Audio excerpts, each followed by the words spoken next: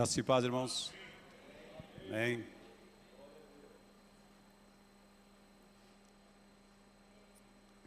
Bom, é um prazer estar com vocês uma vez mais, né? Por essa ocasião será a última, né? Mas foi muito bom estar com os irmãos. Sempre é bom, né? Poder revê-los. Não somente isso, poder também compartilhar com os irmãos, né? Sempre é maravilhoso isso.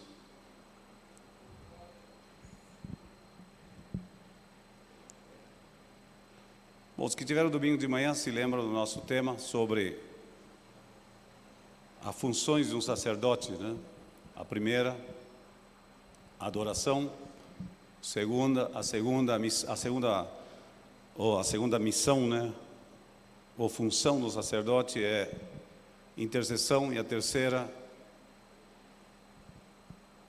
quem se lembra que é a terceira?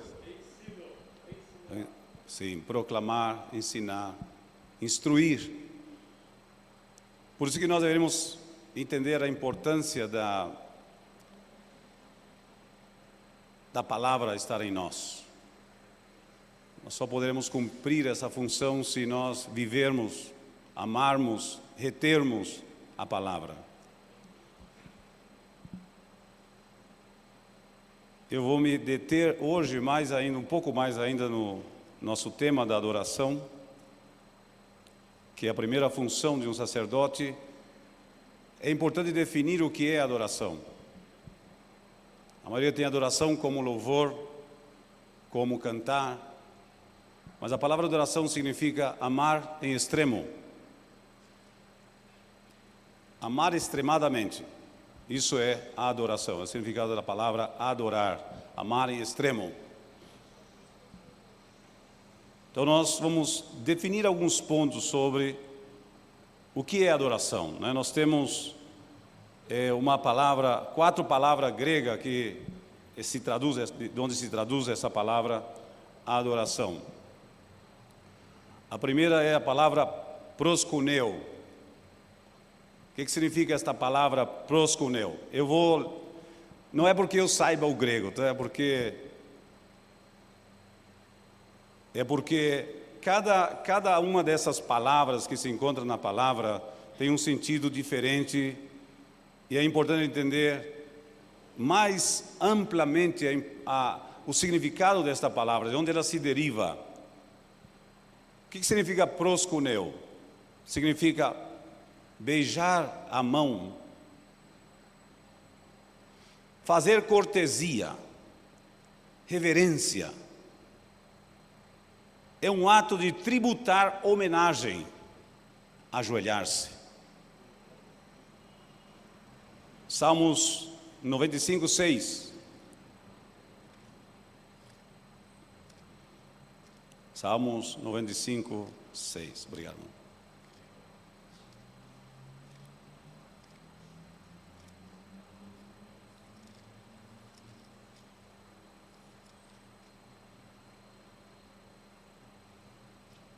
Ó, vinde, adoremos e prostremo-nos, ajoelhemo-nos diante do Senhor que nos criou. Ó, vinde, adoremos. Então isso, quando você vai adorar ao Senhor, essa primeira palavra tem esse sentido, proskuneo. A segunda palavra que vem do grego é a palavra sebonai. O que significa sebonai? Essa é maravilhosa. Reverenciar com forte sentimento. É você colocar todo o teu ser, todas as tuas emoções, tudo aquilo que você sente, e dirigir a Ele.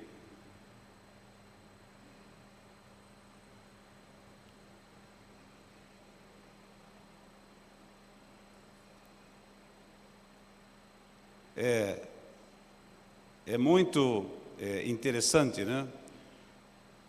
Salmo 51, 17.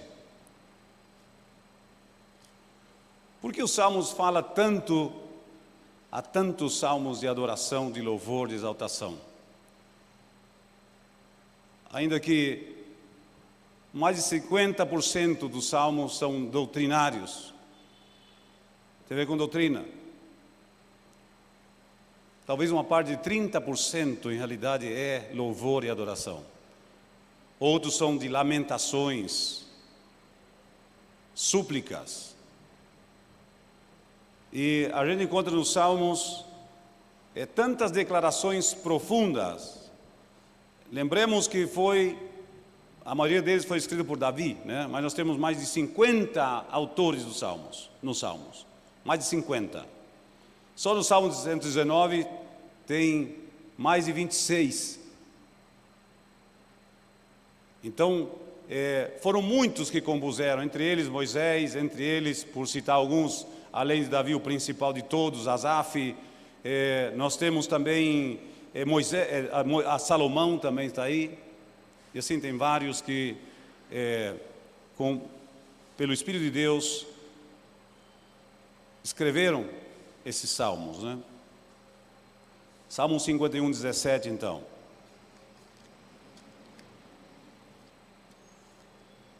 O que diz aí? Os sacrifícios para Deus são o espírito quebrantado, e um coração quebrantado e contrito não desprezarás, ó Deus.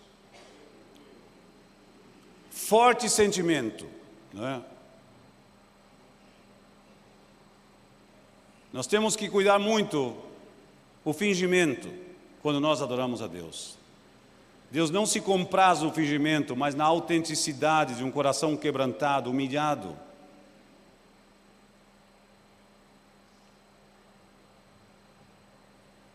A terceira palavra é latrevo. O que significa esta palavra? Servir. Render-se. Prestar serviço. Por isso, quando vocês oram a palavra no original, essa palavra de oração também significa servir. Esse amor extremo para com Deus demanda serviço para com Ele, para com a sua pessoa. Então nós temos que entender que a adoração é um serviço a Deus. O culto não é para mim. O culto é para Deus. A palavra culto em inglês, né, onde deriva muitas das nossas traduções, é service. O que significa? Serviço. Prestar serviço. Qual é o meu serviço? Honrá-lo, magnificá-lo, fazer aquilo que lhe agrada. Então, você nunca pode separar o amor extremo do serviço. É impossível que haja amor extremo sem sacrifício, sem serviço. Não existe somente palavras, emoções, é muito mais do que isso. Então, prestar serviço. E a última, que é a palavra eusebeu, ou eusebeu, né? O que significa esta palavra eusebeu? Que é a palavra adoração em grego. Isso está relacionado com agir piedosamente para com aquele a quem nós adoramos, né? A quem nós ministramos. O que significa isso? Vou mostrar para vocês, né? Então, é agir piedosamente com relação a alguém, no caso com Deus. Aí nós vamos ver nos Salmos de número 33, versículo 1. E aí você vai entender algo muito importante.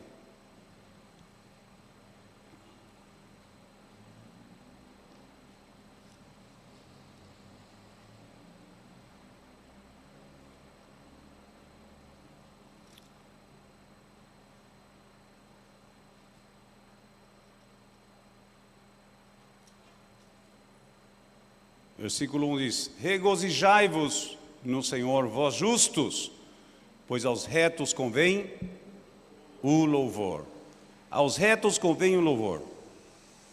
Eu vou fazer algo bem rápido, tá? Porque eu vou traduzir do espanhol, porque é muito mais, para mim é muito mais explícito na nossa tradução aqui. Eu vou ler para vocês, traduzindo já, tá? Olha o que diz. Alegrai-vos, ó justos, no Senhor. Nos íntegros, ou dos íntegros, é lindo louvor. Nos íntegros é formoso o louvor dos íntegros. O que é a palavra íntegro? A palavra íntegro é a mesma palavra para santo. O que significa íntegro? Alguém que cumpre a sua palavra, que fala e faz o que diz. Isso é íntegro, no contexto aqui. Inclusive, quando adoram a Deus, o que estão falando, os anjos estão falando a Deus, é santo, santo, ou íntegro, íntegro, íntegro. O que significa? Tu cumpres tua palavra, tu cumpres tua palavra. Dia e noite proclamam isso diante de Deus. Tu cumpres a tua palavra. Então, nos íntegros, o louvor é lindo, é formoso o louvor que procede das pessoas que são íntegras. Ou seja, você não pode separar a adoração da santificação. Deus não aceita louvor corrompido, de lábios corrompidos. Deus quer adoração de homens íntegros, de mulheres íntegras, inteiras, é dizer, cumpre aquilo que diz. Bom, eu só estou manifestando ou dando essas definições para os irmãos, mas eu vou me deter num ponto em específico, tá? Que é essa palavra, proskuneo. E aí nós vamos lá no capítulo 7 de Lucas, capítulo 7.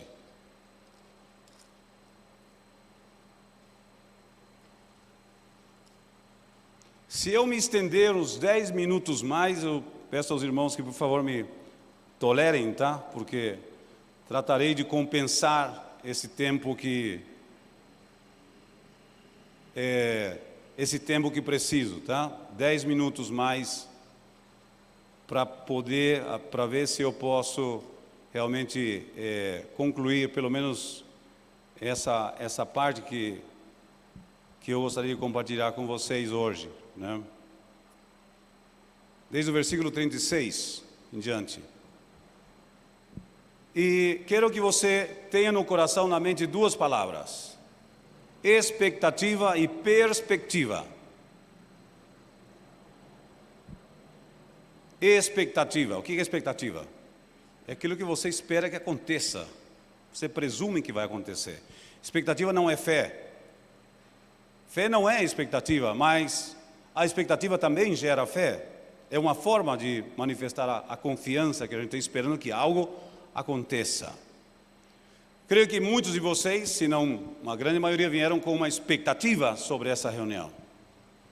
Do que se poderia fazer, o que Deus poderia fazer, o que você poderia aprender, o que você poderia receber. Então, essa expectativa, todos nós devemos ter na vida. É muito importante isso. Nós faz uns 2 meses atrás, nós começamos nossa vigília novamente lá em Assunção, depois de quase 2 anos devido à pandemia. Nós temos uma vigília mensal e a nossa vigília é a primeira vigília. Qual é a primeira vigília da noite? De 6 a 9. Só louvor, adoração, ministração, intercessão. Realmente aí nós procuramos levar adiante essa função de sacerdote, de adorar e interceder, especialmente essas duas coisas. Normalmente 3 horas nós passamos só para isso, às vezes nem dá tempo. Pelo fato de E geralmente nosso povo vem com muita expectativa para essas vigílias, porque muitas coisas acontecem. E nessa ocasião, a gente percebia a alegria do povo, depois de 2 anos, poder voltar a se deleitar, se regozijar, fluir com liberdade por 3 horas. Porque podemos dizer que meia hora, 1 hora é pouco para fazer aquilo que nós realmente precisamos no que diz respeito à adoração e louvor. Mas é o que nós temos, né? É o que nós podemos fazer. Obviamente não podemos estender-nos, mas por isso nós temos esse tipo de reunião especificamente para esse propósito. E enquanto nós louvávamos, e o Bruno, que é um dos nossos líderes de louvor lá, ele começou a motivar o povo, né, e falar sobre a expectativa do povo, que isso é importante, nós temos expectativa sobre Deus, o que Ele fará, o que Ele pode fazer. O Espírito pegou e falou para mim: inverte essa frase, porque era o povo dizendo a Deus: eu tenho essa expectativa de Ti nessa noite, venho com essa expectativa que Tu faças isso ou aquilo. E Deus falou para mim: fala para eles que eu tenho uma expectativa de cada um deles, o que eu espero que eles façam, que eu espero que eles me digam, que eles expressem diante de mim. Mudou totalmente. Uma coisa é a expectativa que eu tenho de Deus, e outra é a expectativa que Deus tem de mim, o que Ele espera de mim. E aí nós vamos nesse texto, porque aí nós vemos claramente essa palavra, essa primeira palavra, proskuneo. É a palavra sebonai, né? Que é a primeira palavra. Sim, proskuneo, está certo. Que é a primeira palavra que nós definimos aqui. E nós vemos aqui, e diz a palavra: e rogou-lhe um dos fariseus que comesse com ele. E entrando em casa do fariseu, assentou-se à mesa, e eis que uma mulher da cidade, uma pecadora, sabendo que ele estava à mesa em casa do fariseu, levou um vaso de alabastro com unguento, e estando por detrás, aos seus pés, chorando, começou a regar-lhe os pés com lágrimas, e enxugar-lhes com os cabelos da sua cabeça, e beijava-lhe os pés, ungia-lhes com unguento. Quando isso viu o fariseu, que o tinha convidado, falava consigo dizendo: se esse fora profeta, bem saberia quem e qual é a mulher que lhe tocou, pois é uma pecadora. Respondendo Jesus, disse-lhe: Simão, uma coisa tenho a dizer-te. E ele disse: dize, mestre. E Jesus começa a dizer qual era a expectativa que ele tinha dele. Irmãos, quando nós nos reunimos para louvar, adorar, quem é o centro? Para quem é tudo? Nós podemos confessar, é bonito dizer isso, que tudo é para Ele. Mas outra coisa diferente é viver isso. É você vir com essa intenção. Não só aqui, né? Inclusive ia ser uma pergunta bem indiscreta antes no começo, mas não fiz. Mas posso até fazer. Quantos aqui vieram adorar a Deus? É isso que eu temia. Era isso que eu temia. Que muitos de vocês levantassem as mãos quando Deus dissesse isso. Por quê? E quero que fique bem claro no teu coração, na tua mente. Pois eu não vim adorar a Deus aqui. Vou contradizer vocês, a maioria de vocês, eu não vim adorar a Deus aqui. Eu vim aqui continuar a adorá-lo. Entende o que eu quero dizer? Eu vim aqui para continuar. Agora com vocês, com todos vocês. Me explico? ou me faço entender? A nossa mentalidade de adoradores é que nós o fazemos quando nos reunimos, quando estamos juntos. Obviamente, há dois tipos de adoração: a adoração individual e a adoração congregacional. O que nós estamos fazendo aqui é uma ministração congregacionalmente falando. E poderia falar com vocês, talvez meses, sobre isso. Eu venho falando sobre adoração fazem 2 anos, tratando de fazer o povo entender que Deus continua buscando verdadeiros adoradores, que o adorem em espírito e em verdade, que a adoração seja um estilo de vida, não uma forma de expressão a Deus, mas uma forma de viver, amando intensamente, com todo o coração, com toda a alma, com todas as forças e com todo o entendimento. Nós dizíamos domingo que nós fomos criados para adorar. A nossa primeira função como sacerdotes é a adoração. Adorar é muito mais do que cantar louvores, é muito mais do que expressar orações maravilhosas e precisas, exaltando a Deus. É muito mais do que isso. Adorar é amar em extremo. Por que digo isso? Porque nós podemos falar muitas coisas, mas essa forma de viver, honrando a Deus e começando muito cedo, cada dia, adorando, expressando a nossa gratidão, a nossa dependência, nosso amor. Eu sempre digo, eu admiro os passarinhos, admiro tremendamente os pássaros, porque eles adoram o Senhor também. Vocês sabem que hora os pássaros começam a adorar? Às 4 da manhã, alguns, e já escutei alguns 3:30 da manhã cantando. A maioria deles começa às 4 da manhã e vai até às 6, 7 da manhã, sem parar. Porque eles sabem, instintivamente, eles foram criados para adoração. Eles sabem disso, instintivamente sabem disso, e passam 2, 3 horas cantando sem parar, e depois vão buscar o alimento que eles sabem que Deus já proveu, já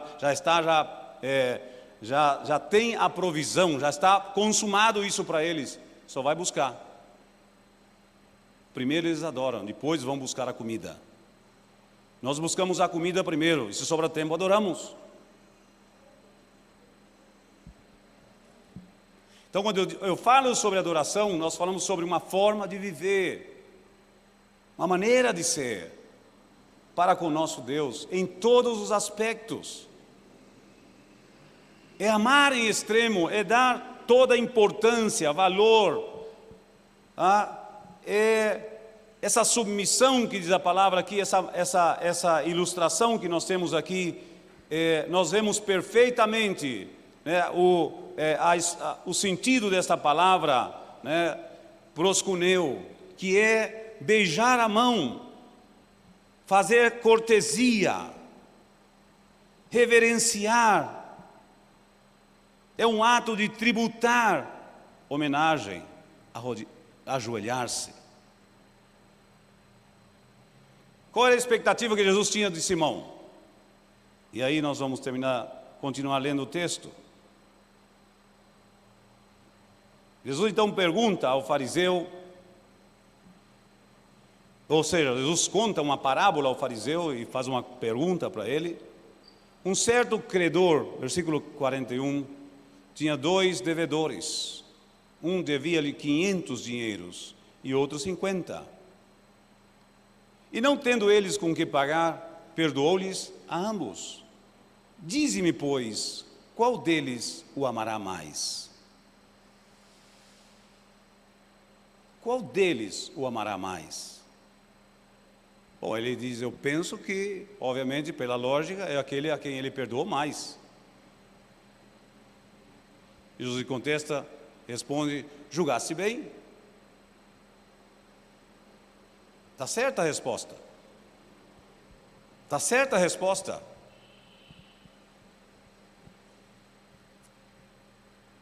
O nível da nossa adoração depende do nosso nível de gratidão. Se você é ingrato, você não adora, você só canta. Você só fala.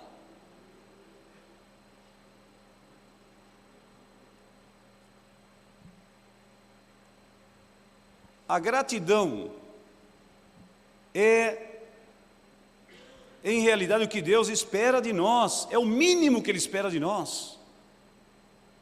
Gratidão é o reconhecimento de tudo aquilo que Ele fez por nós.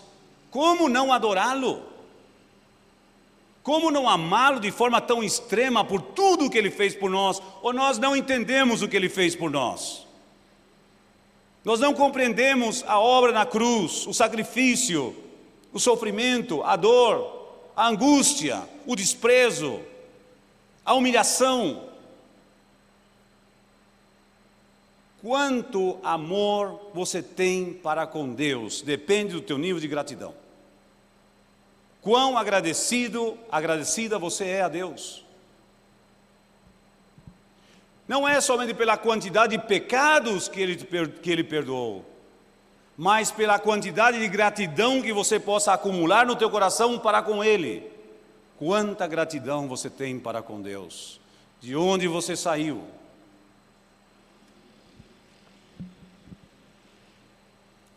Eu poderia dizer que não levei uma vida, vamos dizer assim, tão perdido, destruído, não. Mas quando você não precisa ser perdoado 1000 pecados para você ter um nível de gratidão. Um pecado, se você entender a grandeza do amor de Cristo, a graça de Cristo, entenda dessa forma. Ao mesmo tempo que Ele morreu por todos nós, por toda a humanidade, Ele também morreu por cada um de nós. Por quê? Porque se eu fosse o único pecador nessa terra, o único pecador, Ele teria vindo para me buscar. Então, ao mesmo tempo que o amor dele é universal, é total e completamente pessoal, Ele não somente nos amou, Ele me amou. E por esse amor eu tenho que ter gratidão, e pela gratidão devo adorá-lo por tudo aquilo que eu reconheço que Ele fez por mim. Os ingratos não reconhecem nada.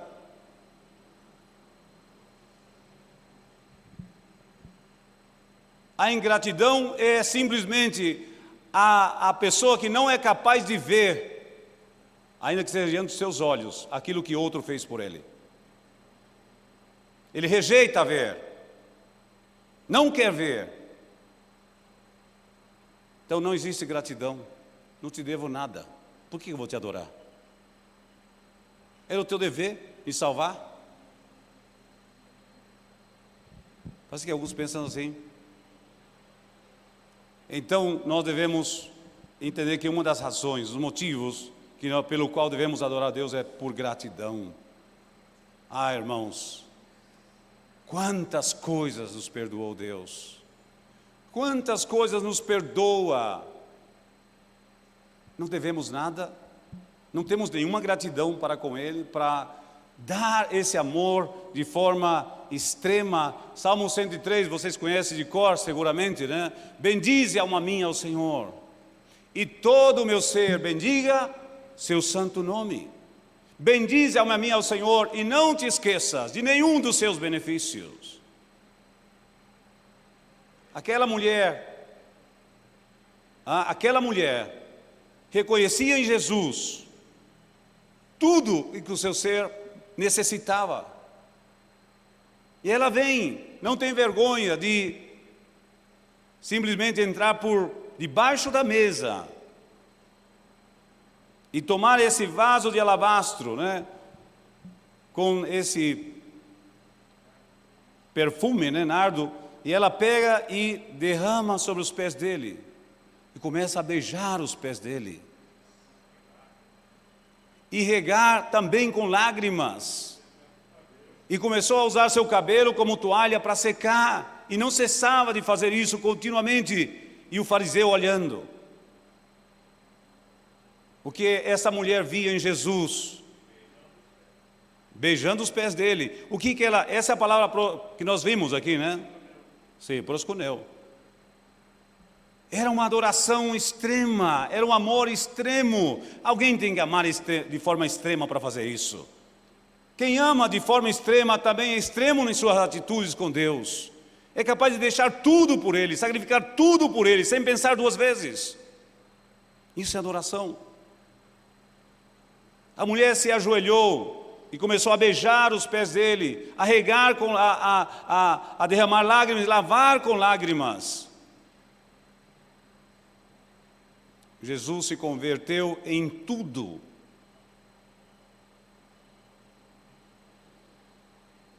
Tudo para aquela mulher. Quando eu me converto no adorador? Quando Jesus se converte em tudo para nós, mais do que tudo para nós. Mais do que tudo para nós. Ele é mais do que a comida. Vocês lembram que Jesus falava de fazer a vontade do Pai? Mestre, eles chegaram, né, no capítulo 5, né, Hora 4 de João. Chega lá e encontra Jesus. E Jesus diz: uma certa comida devo comer. 4, né? Versículo 31 em diante.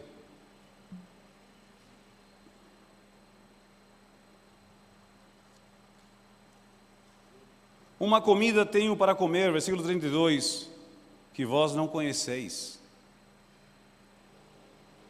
Então os discípulos diziam uns aos outros: trouxe-lhe porventura alguém de comer? Jesus disse-lhes: a minha comida é fazer a vontade daquele que me enviou e realizar a sua obra.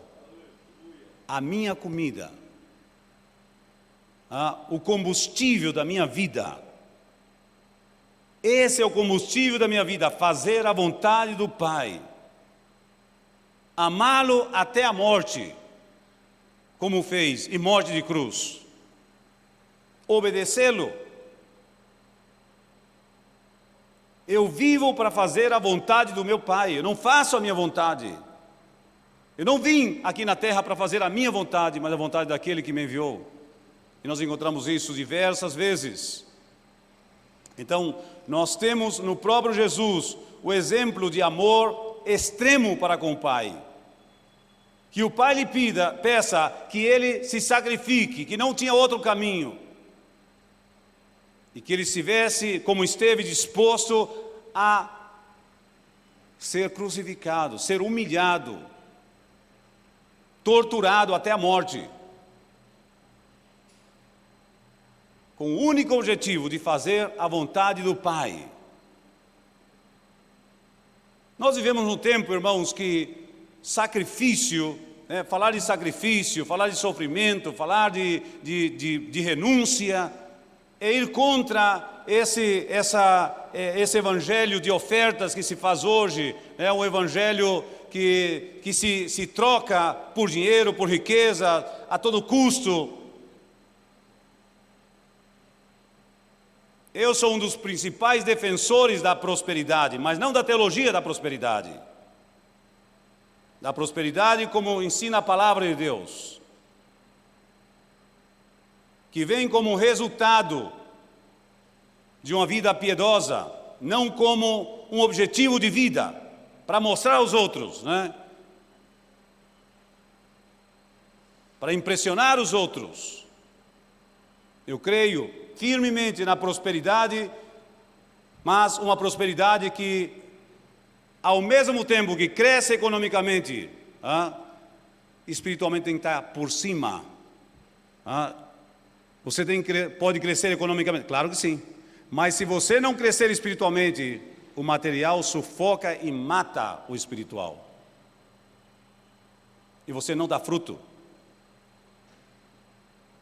Quantas pessoas preocupadas em ganhar dinheiro, em construir riquezas, finalmente terminaram mortos espiritualmente? Paulo diz no capítulo 6 de 1 Timóteo, é bem claro isso.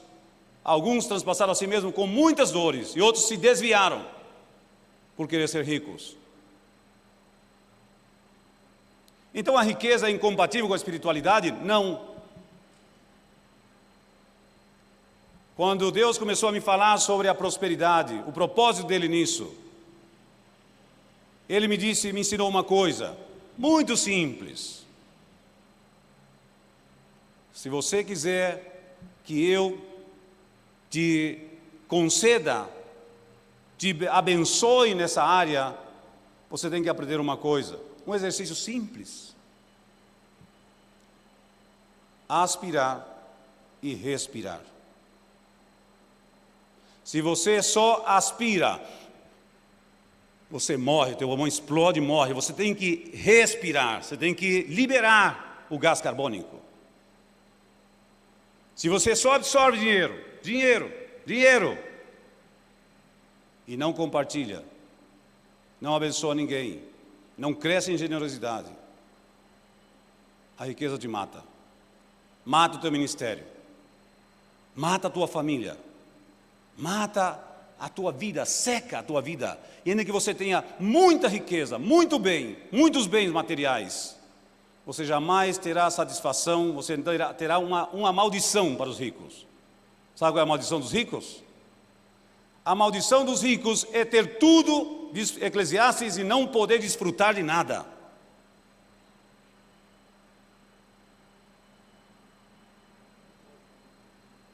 O rico não desfruta de nada, porque diz Eclesiastes que a riqueza não o deixa dormir. Ele está preocupado com as empresas, está preocupado com os investimentos, está preocupado com a bolsa de valores, está preocupado com a guerra, está preocupado com aquilo, com isso. É um pobre infeliz. Você quer ser infeliz? Pois enriqueça sem espiritualidade.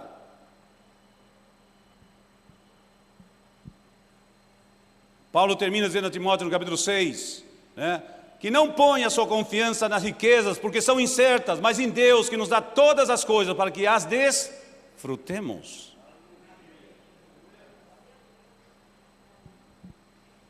Tenho que aprender esse exercício: recebo e compartilho, recebo e dou, recebo e abençoo, recebo.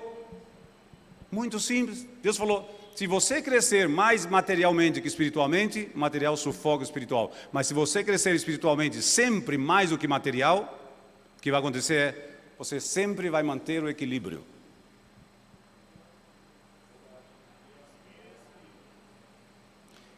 A palavra mais importante da nossa vida como adoradores se chama equilíbrio. Equilíbrio. Temos que manter o equilíbrio sempre.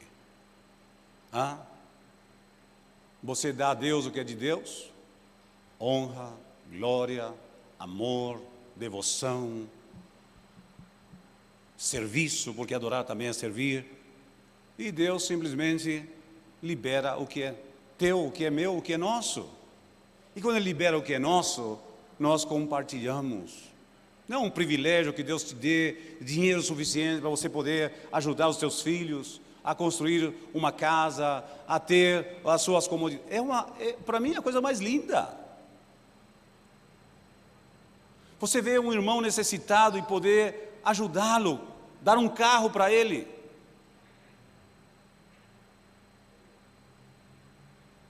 É uma coisa maravilhosa. A gratidão dessas pessoas nunca termina para com você. É impressionante. Há um irmão que me constrange, Ele pensou que eu dei o carro, mas eu não dei. Porque Veio uma irmã da nossa igreja, ela viu que eu estava sem carro. Eu não me preocupo com isso, mas, né, não lembro nem se orei ou não, mas ela veio e, com um carro e falou, ela comprou um carro zero, falou, esse carro é para você. A mulher é muito generosa. Me deu um carro. Eu usei o carro 2 anos, mais ou menos, e tínhamos um diácono com uma família numerosa, né, e como Deus falou para mim, você recebeu de graça? Dá de graça para ele. E passei o carro para ele. Ele pensou que eu dei o carro, mas eu não dei. Eu simplesmente passei para ele, né? Porque me deram também. Mas o homem tem uma gratidão tão grande. Ele é eletricista de automóvel, né? E eu já fico constrangido. Eu estou falando para ele, ó, por favor, me cobra. Tenho que falar para ele, me cobra, por favor. Não pode ser. Ele não quer cobrar, né? Quando me cobra, eu tenho que dar por trás, dar ao filho dele, porque a gente fica constrangido, porque ele pensa, eu tenho que esclarecer para ele, ele pensa que eu dei para ele, eu não dei para ele, eu só transferi. Né? Foi aquilo que Jesus disse, de graça recebeste, de graça dai. Eu estou pondo como exemplo isso, irmão, não para me gloriar de nada, porque já expliquei que nem sequer era meu, não tenho que gloriar porque a obra nem é minha, né? Mas para dizer para os irmãos que é uma delícia, é um prazer você poder ter, para poder ajudar os seus irmãos, ajudar a tua família, ajudar os teus filhos, né? Não é acumular riqueza. Então aprendamos isso. Eu creio que é maravilhoso o que a Elminha está ensinando para vocês no domingo. É necessário, porque há muitas pessoas desequilibradas, desestruturadas, pessoas que economicamente não sabem o que é administração. Eu sempre digo que a administração tem que ter prioridades. Você tem que colocar a Deus primeiramente no teu orçamento. Depois de colocar a Deus, você coloca o Estado. Você tem que pagar imposto. Depois do Estado, você coloca a sua família. Depois da tua família, você coloca os teus irmãos na fé. A tua família imediata. Os teus irmãos na fé. E depois, conforme o teu crescimento, há muitas outras esferas de generosidade que você pode praticar, colocar no teu orçamento, como metas a ser alcançadas. Então, primeiro Deus, depois o Estado. Depois, a minha família, como diz Paulo no 5:8 de 1 Timóteo, né? Aquele que não tem cuidado dos seus e principalmente os da sua família, negou a fé e é pior que um incrédulo. Então são prioridades no orçamento. Então eu creio que muitos têm que aprender como administrar melhor os seus, né? Porque muitos não melhoram, não crescem, não têm melhores condições porque são maus administradores. Administra mal o que tem, porque um dos princípios é não só ter ingressos, gerar ingressos, mas saber administrar os ingressos que você tem. Se você não sabe administrar, infelizmente você vai torrar tudo e vai estar sempre no vermelho, sempre devendo. É recurso, né? Ingresso, estou em espanhol, né? Vamos voltar para o português aí. Seria os recursos que você vai adquirindo, né? Pelo trabalho, né? As tuas entradas, está bem? Como que é a melhor... Entradas, né? Vamos aí colocar as entradas em contexto. Crédito. Tá bom. Eu vou ter que escutar a minha para poder melhorar um pouco aqui, pelo menos em português, né? Espanhol está aqui bem claro, mas... Bom, voltando aqui, irmãos, por favor, tá? Então, isso são parênteses para que a gente perceba a necessidade de ser espiritual, né? Ser espiritual. Obviamente, para você ser espiritual, você tem que ter os 3 pilares da espiritualidade. Quais são? Quais são os 3 pilares da espiritualidade? Primeiro pilar, a palavra. João 6,63. A carne para nada aproveita, o espírito é que dá vida. As palavras que eu tenho falado são espírito e... Então, se você quiser crescer espiritualmente, você precisa da palavra, porque ela é espírito e é vida. Então, o primeiro pilar da espiritualidade é a palavra. Se você não tem a palavra, você pode falar em línguas, profetizar, fazer mil e uma. É só barulho. Na hora da verdade, na hora da prova, na hora da dificuldade, tchau, aí morreu a espiritualidade, né? Não pode se basear em dons a tua espiritualidade. Ter dons não é ser espiritual. Você pode ter dom e ser como os coríntios, uma prova de seus coríntios, todos os dons, e uma carnalidade terrorífica na igreja. Os 9 dons, nenhum dom faltava para eles, 9 dons espirituais, mas infelizmente eram carnais. Brigas, problemas contínuos, fornicação, né? Até incesto. Mas na hora do culto era, né? Não que isso não deva acontecer, tá? Eu não quero tirar de contexto a importância de fluir, de adorar, de se derramar, de se alegrar, de cantar, cânticos espirituais, não. Só quero que vocês entendam que ser espiritual, uma pessoa espiritual não é definida por essas coisas. Eu conheci lá no Paraguai o Karate Kid.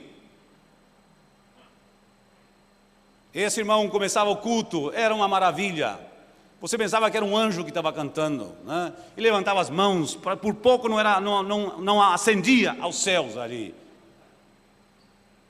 Chorava era uma coisa tremenda, né? O Karate Kid veio comigo aqui em uma ocasião, queria vir muito aqui no Brasil, trouxe.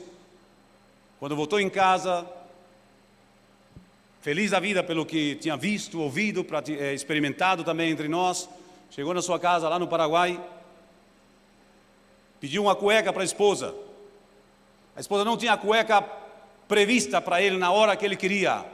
O Karate Kid deu uma patada no rosto da mulher.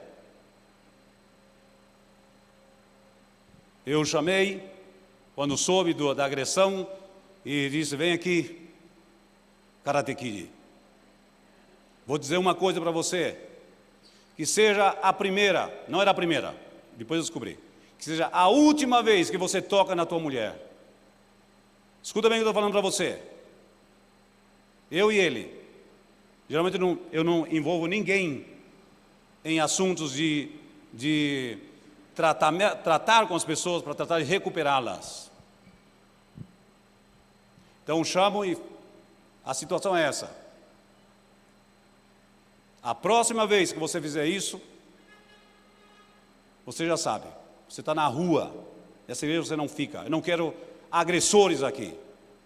Pessoas violentas, que se fazem de espirituais, de muito espirituais, mas são violentas com a sua família, com os seus filhos, com a sua esposa, ou vice-versa, porque também tem as Karate Kid, né? São violentas também nas palavras e até na pancada, né? Hoje já mudou, a coisa não é mais tanto assim, né? As mulheres já não aguentam tanto caladas, algumas já partem para o karatê mesmo. A igreja, serva do Senhor, profetiza, né? Com ministérios reconhecidos publicamente. Tem o dom de língua e da língua também, cumprida. Não pode se calar nunca, né? Tem que afrontar todo mundo, maltratar todo mundo, ofender todo mundo, denigrar todo mundo. Então que seja, entendeu bem? Entendi. Passaram-se os 3 meses, o Karate Kid voltou a estar em ação. Nem precisei falar com ele, nunca mais apareceu na igreja. Eu sabia.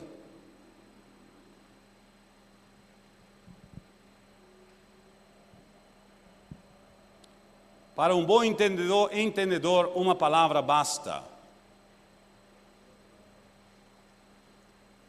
Então, muitas vezes nós nos guiamos, os parâmetros da espiritualidade, nós medimos por essas coisas aparentes.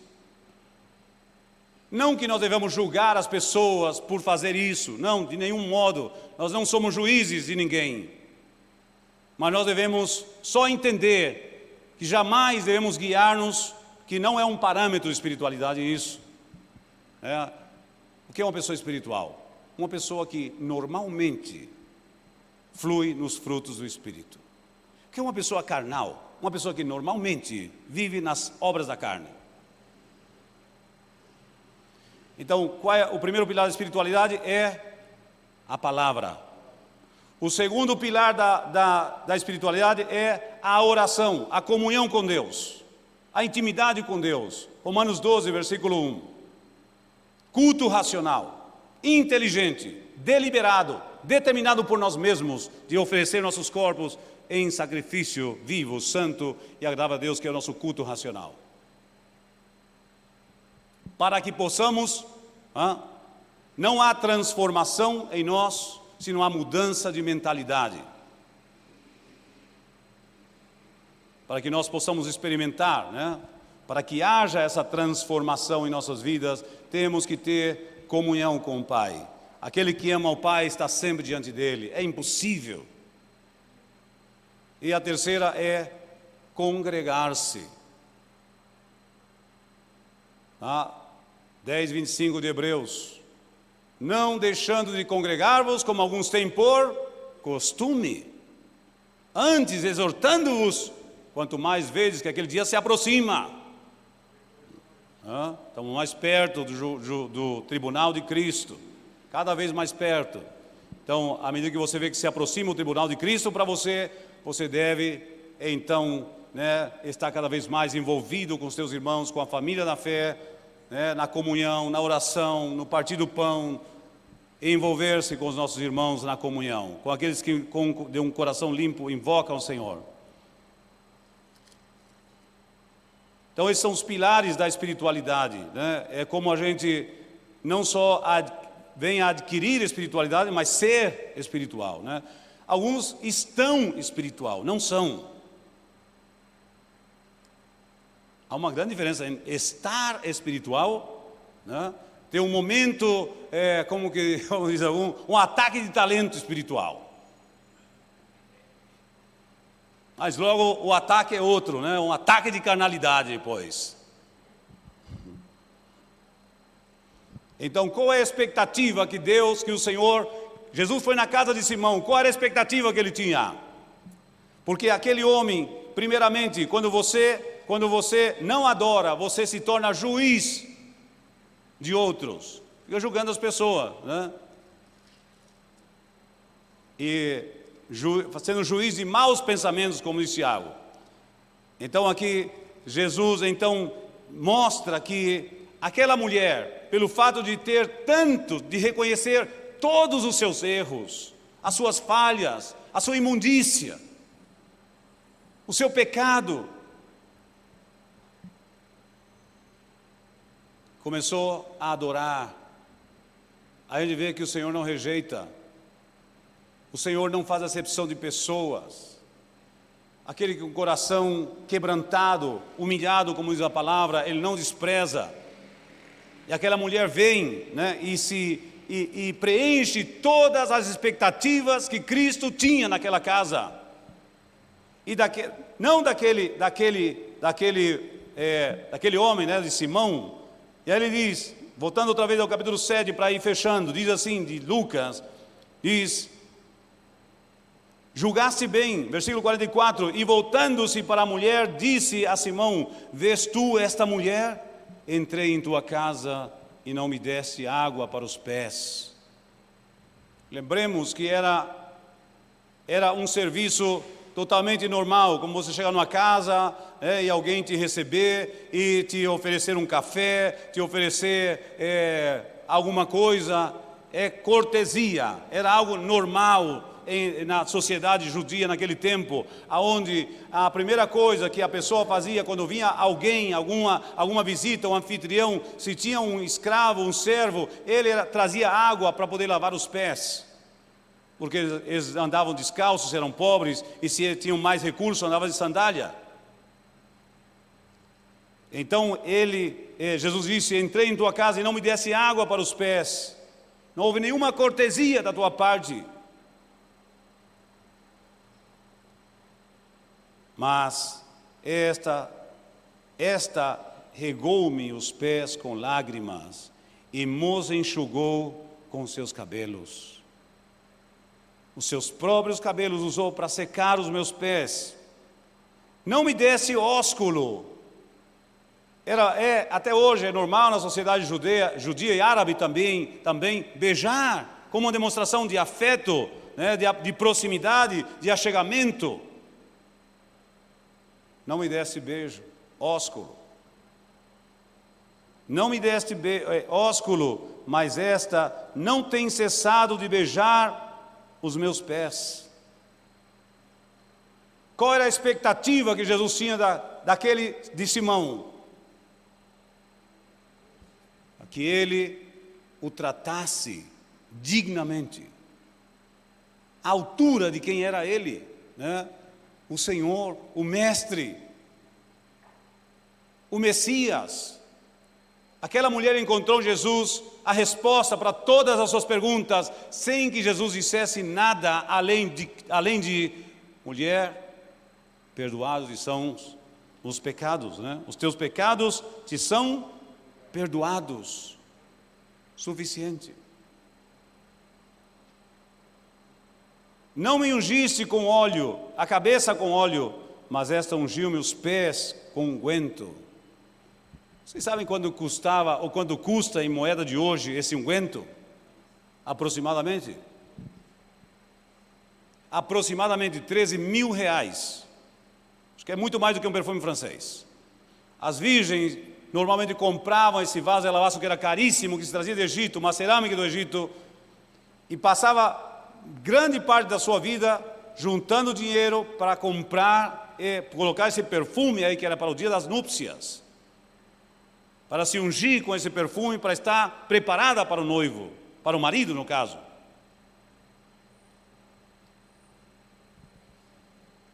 Aquela mulher deu tudo. Adorar é isso, é dar tudo o que você tem. É estar disposto a dar tudo e mais, se for necessário. Adoração é entrega, é rendição, é render-se, né?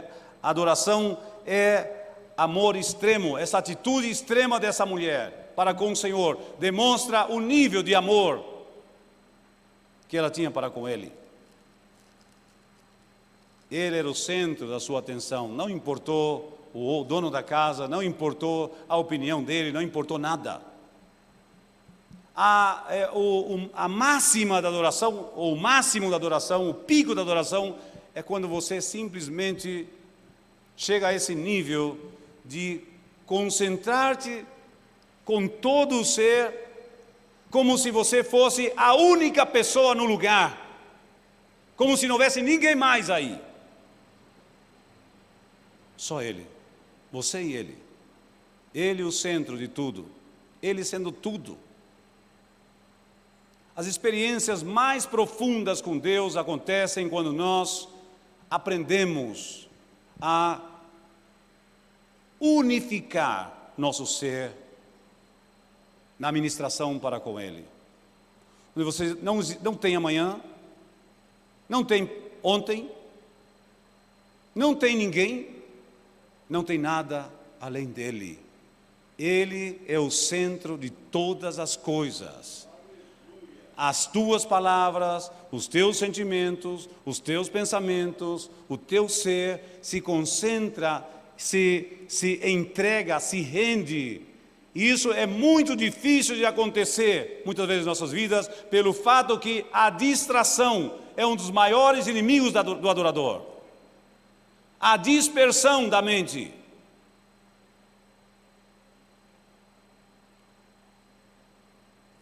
Irmão, sabe o que é entrar na casa alheia? Entrar debaixo da mesa, né? Gente rica, de posição, né?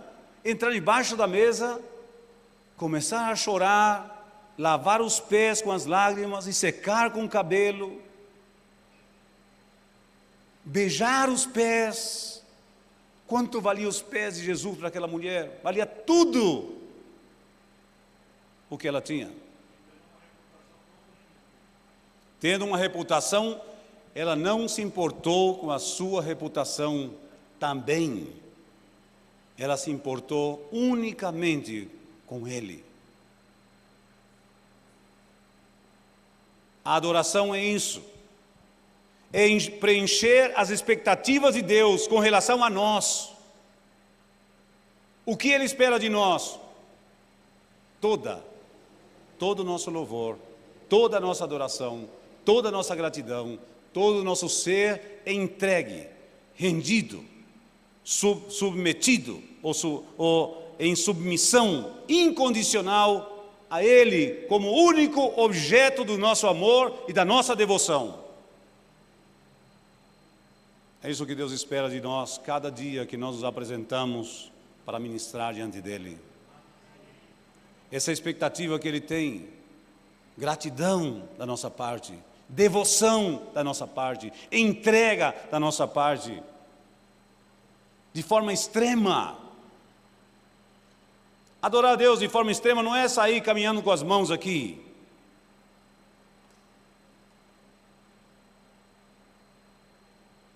É o teu ser totalmente rendido diante dEle, como se Ele fosse o único ser para você. E como se não existisse amanhã.